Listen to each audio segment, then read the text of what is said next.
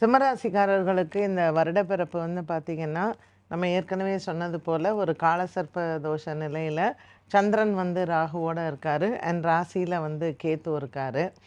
8ஆம் இடத்துல இருக்கக்கூடிய சனி, செவ்வாய், புதன் இவர்களினுடைய ஒரு தாக்கம் வந்து எப்போ வருடப்பிறப்பில் ஒரு பலன் இருந்தாலும் அதற்கப்புறம் கோச்சார நிலைகளில் கிரக நிலைகள் மாறுது. ஆனால் சனி பகவான் கண்டிப்பாக 2.5 ஆண்டு காலம் அங்கே தான் இருக்க போகிறாரு. ராகு கேத்து மட்டும் மாறுவாங்க. ஸோ நவம்பர் மாதத்துக்கு பிறகு மாறக்கூடிய கேத்து, ராகு இவர்களுக்கு ஒரு விதத்தில் நல்ல பலனை கொடுக்குமா அப்படின்னு பார்த்தீங்கன்னா, கொஞ்சம் 12/6ல் வரக்கூடிய சூழ்நிலை. கடன் பிரச்சனைகள் கொஞ்சம் அதிகமாகிறதுக்கான ஒரு வாய்ப்புகள் இவங்களுக்கு உண்டு. 8ஆம் இடத்துல சனி பகவான் இருக்கிறதுனால பகையை சம்பாதித்து கொள்வார்கள்.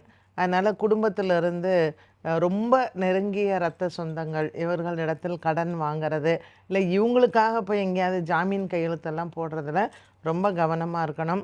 அந்த குறிப்பாக வந்து பார்த்திங்கன்னா, சிம்ம ராசியில் இருக்கக்கூடிய அப்பாவுக்கும் பையனுக்கும் இருக்கக்கூடிய ஒரு ரிலேஷன்ஷிப்பு, இதுலேயே இவங்க ரொம்பவுமே கவனமாக இருக்க வேண்டிய ஒரு காலகட்டம்.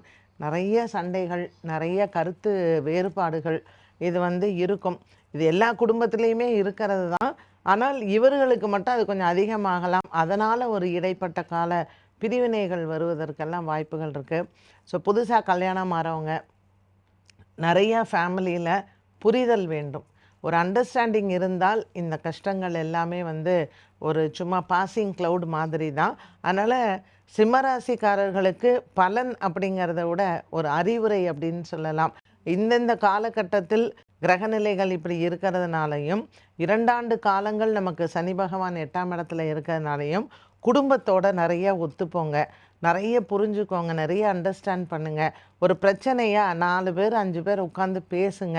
பேசினாலே பிரச்சனைகள் தீரும்.